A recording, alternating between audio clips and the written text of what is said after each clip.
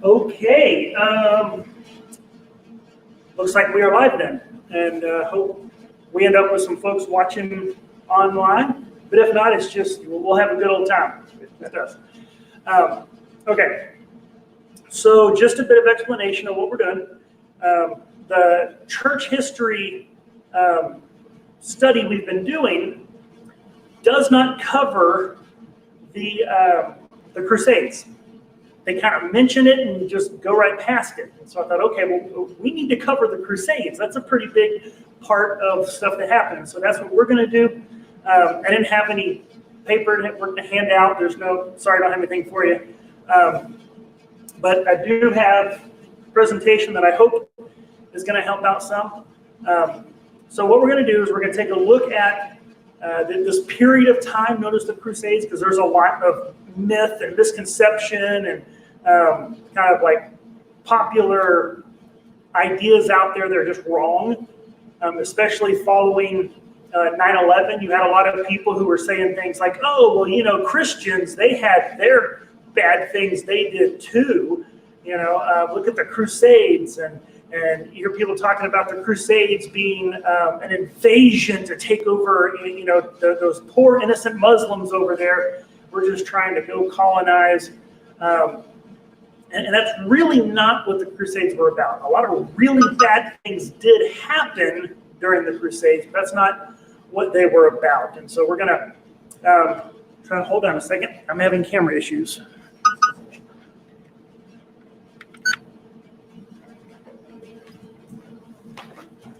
Okay, there we go. That's better. So we're going to take a look at what actually happened, what led to the Crusades. Because it's not like European Christians were just sitting around and decided, hey, let's go invade, the Holy Land. There was things that led up to it. So let's just start out. Make sure my pointer's on. There we go. What is a crusade? It comes from the Latin word for cross. And it kind of means to the cross or for the cross, depending on how you translate it. Generally speaking, a crusade is just a campaign for the cross. That's why Billy Graham called his revivals, crusades, because it was something being done for the cross. The cross was the focus. Christ was the main point. Specifically, when someone refers to the Crusades, what they're talking about is this series of military campaigns that happened from Western, European kingdoms going over to the Middle East between 1195 and 1291. They're going to retake the Holy Land, Jerusalem, and that area from the Muslims. And so that's usually what people are talking about when they refer to the Crusades. That's it. So if we take a look at what the Crusades, well, what are they? What were the people then? What was in their mind? What were they thinking that they were doing? First off, the Crusades were a pilgrimage. You had people who would travel to the Holy Land, right? It was a very common thing for Christians to travel to Jerusalem, to travel to Israel, just like we do today. It had a whole lot more religious significance to them back then. Like Muslims go to Mecca, Christians would go to Jerusalem. I mean, it was a big thing that people would do. And so the Crusades were partly that they were going to the Holy Land, to the place where Jesus was crucified. But they also included this idea of holy war, that we are doing the work of God, that we need to go defeat God's enemies. And so you had the original Christians were, some were maybe even pacifists, but they were at least, military was not the way Christianity spread. Right? We looked at that in our earlier studies on church history. It's just not what the church did. But then around 400 AD, Augustine developed the doctrine of just war theory, where there could be good, moral, justified reasons to go to war. And then that kind of developed over time. And you had Europe, which was real feudal and warlike, with the knights and all these different kingdoms fighting. And so war kind of developed into this different kind of thing. And so whenever the Pope calls for Christians to go march on the Holy Land, it kind of made sense to them that those were the enemies of God and we need to go fight them. And so that was wrapped up in there. But then also you had this idea of penance, right? If you look at the progression we've been going through, where the church has developed into the kind of authority, right? Where the church stands there and says, I will tell you what is true. I will tell you what is right. I am Jesus's presence on this earth, is how the church would prescribe it. Then whenever the church says, you are forgiven, you're forgiven. And if the church says, you're not forgiven, then you're not forgiven. And whenever the Crusades started, there was this idea that if you go do this, you get what was called a plenary indulgence. You're just forgiven. No time in purgatory. When you die, you go straight to paradise. And so you have criminals and knights who are not, like King Arthur in the stories we hear. They were actually pretty brutal, pretty bad guys. They were professional soldiers. So you have knights and criminals and mercenaries, people who have a lot of things they want to be forgiven for. And they're told that if they go fight in this war, they just get a straight ticket to heaven, all is forgiven. Then yeah, they're going to sign me up. Let's go. And so you have all of that coming together to kind of form kind of the attitude and the mindset of what is going on in the Crusades. So why did they happen? Right? Like I said, it's not just that the Europeans just decided one day they needed to go conquer Jerusalem. Things led up to this. There were things in history that was going on, specifically in three areas. In the Roman Empire, right? The events of the Roman Empire kind of set the stage for it. The events we've talked about in the church, including the Great Schism, they set the stage for it. And then the development and the conquest of Islam set the stage for it. And they all lead into why this happens. So first off, with the Roman Empire, right? It starts out controlling everything around the Mediterranean, into the Middle East, down into Egypt and North Africa, all the way up into Britain. And so the Roman Empire is controlling all of this. But then remember, there's a split. Whenever Constantine moves the capital from Rome to Constantinople, now you have the power in the east, but you still have a lot of focus in the west, because there's a lot of power and a lot of focus in the west. And you essentially get a split empire. Because eventually what ended up happening, remember in 800 AD is whenever the Pope crowned Charlemagne as the Holy Roman Emperor. He wasn't an emperor and it wasn't Roman. He was actually a Frank. But the idea now is you have the European kind of empire, even though it's not an empire. It's all these different kingdoms. But then you have the East. And the East thought that they were the inheritors of the Roman Empire, including the West. And the West thought they were the inheritors of the Roman Empire. And so you have this split where you have two kind of sides of the empire, and they didn't really trust each other. There actually, a lot of times, they had battles over territory of who was actually in control of different places. Then you have the Great Schism that we talked about last week, where in 1054, the Pope in Rome and the Archbishop in Constantinople had a disagreement, and they got mad, excommunicated each other. So that basically you have this division with the Roman Catholic Church in the West, and then the Eastern Orthodox churches in the East. And they do not like each other, they do not get along. They still largely view each other as, okay, well, those are our fellow Christians, our brothers, they're over there, but there was this division. And then you have the rise of Islam. It's not just that you have some nice, peaceful Arabs sitting over there minding their own business. Islam actually came on the stage and is the backdrop for why all of this set up and came to be. And so I have here, it's going to be a map, that you're going to see the progression of the spread of Islam. It's going to start down in what is now Saudi Arabia, where Muhammad started, and you're just going to see it spread around and take over most of what was the Roman Empire. You'll see it kind of change in different colors. That's different Muslim kingdoms. They weren't one unified empire. They had different kingdoms. And then that red arrow, points to where Constantinople is. And that's going to be important because that's what ends up causing the First Crusade, as we'll see. So it's not just that the Muslims are sitting over there in the Middle East. You actually have this progression. You see a green, that's them just taking over all that area, and some other little kingdoms form up, and they conquer each other, and power spreads around, and it comes and goes and fluctuates over time. And so you see, it's not just that there's some peaceful Arabs over in the Middle East. This is a conquering people. They're invading all of these lands and turning them Muslim or making them pay a tax to live in their area. And you see they spread really quickly, and it continues on for centuries.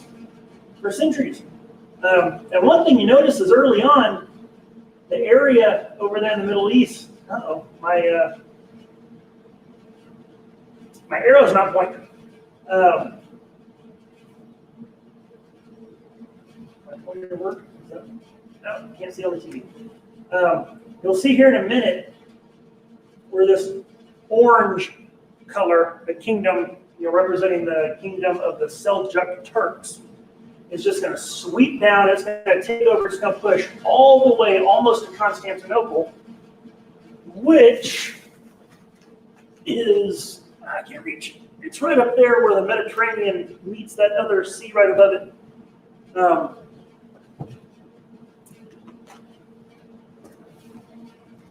And so, here, watch this orange kind of pops up there on the right-hand side, and then it's just going to sweep through. It's going to go all the way into that white area. Is where the Byzantine Empire is, and they just push in there and conquer all this land. And right about there is where the Crusades began. And you see it kind of pushes back a little bit more. But so the idea is that this didn't just happen out of nowhere. For centuries, the Islamic world had been pushing into the Roman, conquering everything. You see, they even come up into Spain. And sometimes they were even in control of some areas of southern France. And so,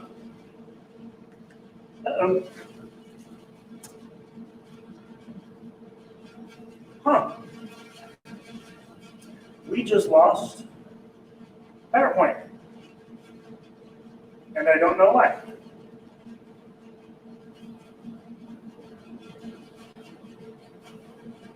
Okay. Oh no. Well, so anyway, what ends up happening, that was pretty much the end of the picture things, anything that's visual. So what ends up happening is whenever that Muslim kingdom comes in, and it just sweeps through and takes over a very large portion of the Byzantine Empire, the emperor, Emperor Alexius I, he calls on Rome. He calls on the West. He calls on Europe. He says, look, we're still brothers. I know we had that great schism thing, and so we have that, but we're still all followers of Christ. Can you please come help? The Muslims are on our doorstep, because they had taken over all the way up to the town of Nicaea, which was about 100 miles away from Constantinople. So it'd be like we're sitting here, and let's say there's an invading army, and they're up in Dallas. They're that close, right? It won't take them much time at all to come down here and wipe us out. And so they're calling Europe, and they're saying, hey, can you help? So the Pope, who I believe at the time was Pope Urban II, he calls for help. He says, let's help. The East is calling for our help, so let's do it. And he calls for crusaders, and he gives this big rousing sermon at a council. a big speech where he just stirs everybody up, a big, powerful call to arms. And the purpose, though, this is the thing that a lot of people miss, the purpose was just to go help. It was not conquest. It was not riches. It was only those are our allies and they need some reinforcements. That's all that was being called for. And so Europe rallies an army. They had preachers going around Europe preaching this message of crusade, rah, rah, let's go help out the Byzantines. And they get a big army, something like 120,000, 130,000, something like that set out and marched towards Constantinople. And most of them did not make it. You had a lot of people either left or died along the way. But they get to Constantinople, and the emperor, he says, okay, guys, you're here for us, so you're not here to conquer, so I need you to make an oath. And the Crusaders had to make an oath that whatever land they conquer is for Constantinople. It's for the emperor. They don't get to keep it. It's not for Europe. It's for the Byzantine Empire. And so they have to swear that. They have to swear allegiance to the emperor because they're to fight on his behalf. And the first crusade is very successful. It meets all of these stated mission objectives. They go down, they invade and sack the town of Nicaea and liberate it from the Muslims. And then they push even further down to Antioch and they free that. So they basically end up pushing the Turks out of Asia Minor. And so they reclaim that land, right? Mission completed. That's what the emperor asked for help with. But the European Crusaders, they already had their mindset on the Holy Land. They were all stirred up about Muslims who were occupying Jerusalem. And so they get it in their mind that they need to go down and liberate Jerusalem from the Muslims. Remember, Rome thinks it is the embodiment of Christ on earth, and the Roman Empire used to control that area. So in their minds, they think that's our land. That should be Christian land. So let's go get it back let's go liberate it from its Islamic oppressors. So they're not just thinking conquest and gold and glory and, imperialism and setting up. They're thinking we need to go rescue those people from their invaders, is the way the Crusaders view it. So they go down and they sack Jerusalem and they end up taking over in several, Jerusalem and other parts of Israel. And Byzantine Empire is not happy. It's not what they wanted. Now here you have European Catholic kingdoms set up right in their backyard.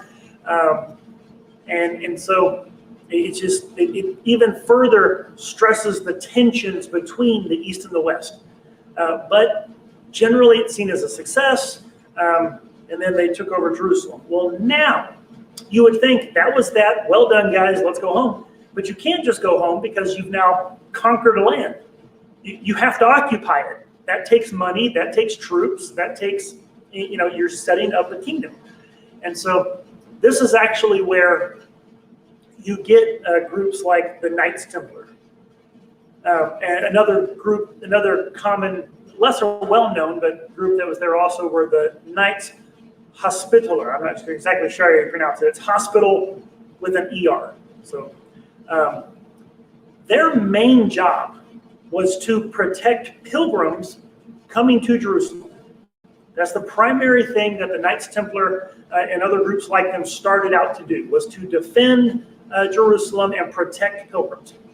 They got their name because when they invaded, they took a mosque that was sitting on the Temple Mount. They conquered it and made it their headquarters. So they were the Knights of the Temple because their headquarters was sitting on the Temple Mount. So that's where they got their name. So there's where it sits, there's where it stands. You would think, okay, we're done. But now Europe has an investment in the Holy Land. They now have in their mindset, in their culture, their way of thinking, that is Christian land, that's their land. They have a responsibility to protect it. And so what ends up happening is let's see if I get my crusades right. The second crusade that gets called, there's a little kingdom north of Israel that's called Edessa, like Odessa, but with an E, so Edessa. And the Turks come and they take that over. And so the Pope calls for a crusade. We have to go rescue, Edessa. The emperor over in Constantinople, not happy. He doesn't want them there. He didn't ask for them there. He wants them to stay out, but they don't. They come in anyway. They fail. They do not take back Edessa. And since they didn't succeed at that, they look around and go, okay, well, what can we do while we're here? And they decide to go attack Damascus, which was generally an ally of the Crusader kingdoms. But so anyway, they go to attack Damascus, and it is a total failure. They don't have enough troops, and the city of Damascus has more supplies than the Crusaders do. And if you're going to do a siege, you have to surround a town and starve them out. Well, it doesn't work because they don't have enough troops to surround the town, and the town has more supplies than they do. So eventually, they just kind of, hold on. Eventually just kind of fizzles out. Trying to make sure I get my battles clear. So that was the Second Crusade. It kind of just fizzled out with a little whimper, and it didn't accomplish anything, except for to anger the emperor. And so now the East and the West are even more at odds. The Third Crusade is the one most people know about. That's the one that involved Richard the Lionheart of England. If you ever watch any movie that romanticizes, this epic battle of good and evil of the Crusades, it was probably about the Third Crusade. There was he wasn't a Turk, he was from a different Muslim kingdom. His name was Saladin. And he was a brilliant leader, and he came in and he just took over Jerusalem. All those kingdoms around there, he came in and he conquered them. And so once again, the Pope calls for crusade. We must go rescue Jerusalem. And Richard the Lionheart and several other kings mount their armies, and off they go, and they never succeed. They recapture some lands. They don't get Jerusalem. And then Richard has to go home because of, Robin Hood and all that, political things and people trying to undermine his throne, different things going on. And so that just kind of ends in a stalemate. It's kind of a draw. The Crusaders took back a little bit of territory. Saladin still has Jerusalem, but he promises, okay, let's just call it a truce, and I'll let pilgrims come to Jerusalem. So he's still allowing, Christians can come and go to their holy sites and go, do their prayers and visit their, different places we like to go to. And so that's how that one ended. Then, after Saladin dies, the guy who takes over after him is not so nice. And he starts tearing down Christian sites. The Church of the Holy Sepulchre, which was built on the place where it's believed was the tomb of Jesus. They tear that down. They start burning, relics.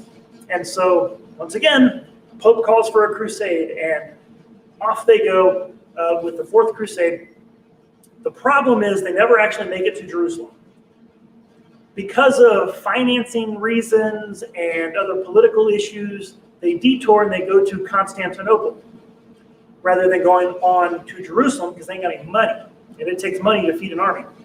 Well, while they're in Constantinople, they get involved in local politics, and the Crusader army from Europe ends up attacking Constantinople.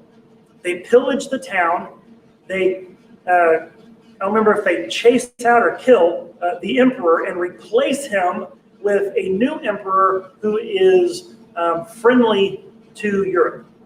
So, and the rest of the Eastern Empire view him as a Catholic puppet.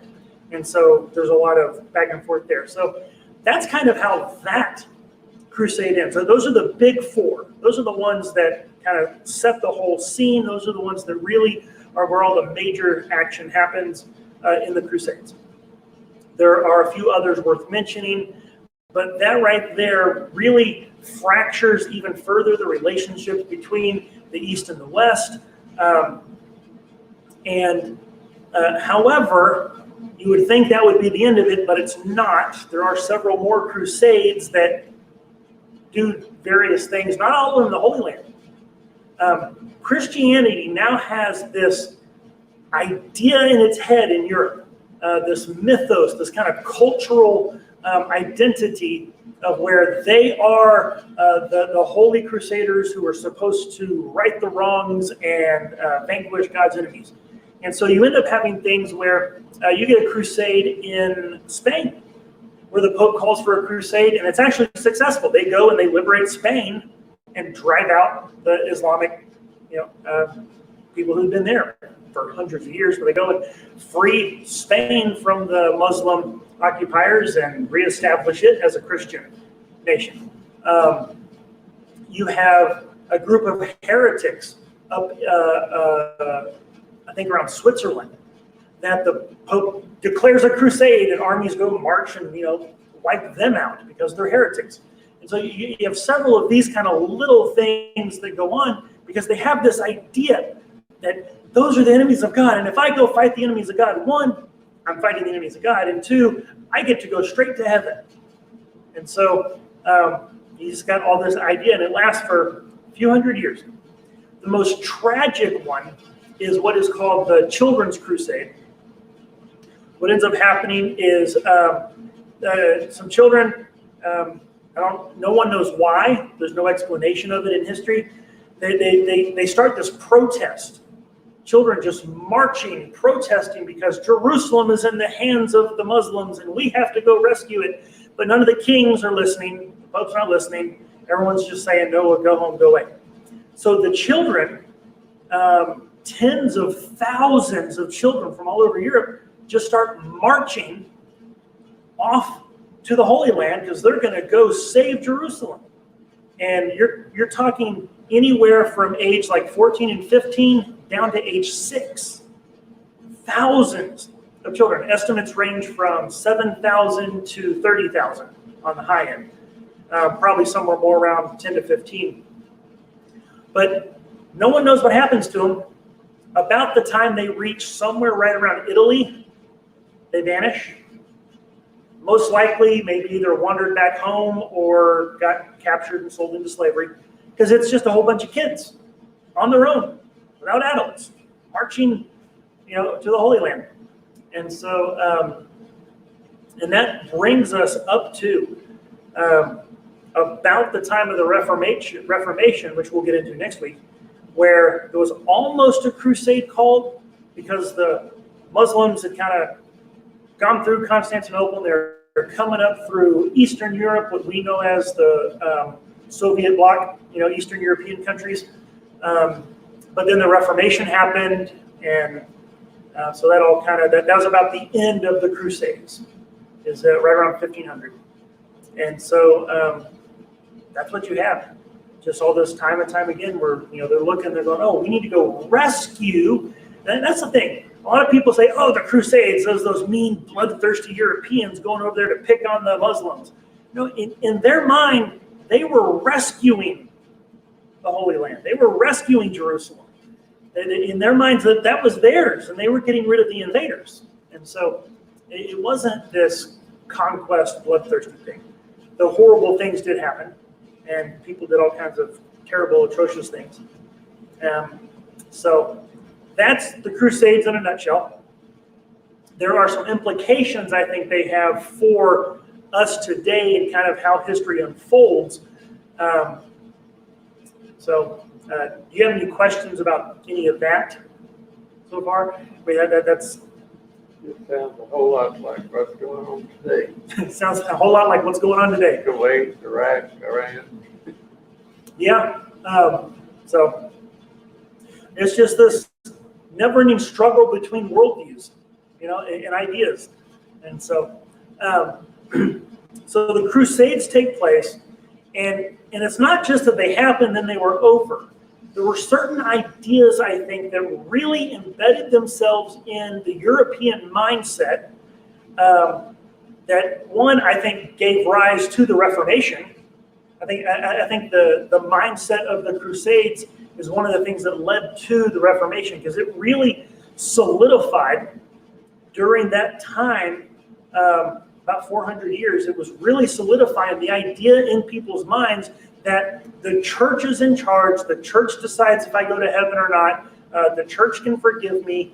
I go to the church, and what the Pope says, what the church says, that's what goes. And that mindset really solidified and developed during this crusade time. And then so I think that's part of what gave rise to the Reformation, because Martin Luther and others like him started, like they woke up and said, wait, hold, time out. No, that's not what the Bible says. And so there's that. There's also a lot of this idea of I need to fight the enemies of God. Even in our culture today, you see attitudes of hate. You get the like Westboro Baptist type people, and you'll see people who just say all kinds of hateful things against a group, wanting, we need to punish them, we need to get them, they're the enemies. And I think a lot of that theologically developed around this idea of crusade. Those Muslims, they're the enemies. Let's go get them. Let's go free Jerusalem. They're the bad guys. And so I think a lot of that mindset of God wants me to fight those evildoers is where that developed. But again, that's not in the Bible. The Bible doesn't teach us to go fight our enemies. It says to love our enemies, pray for our enemies, bless our enemies.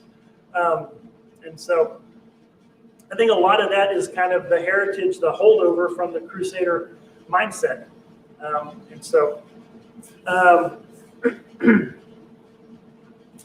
And it also continues to breed the division between the East and the West, which only recently, like as recent as the last 50 years, has started to lessen to where the Catholics and the Eastern Orthodox come together.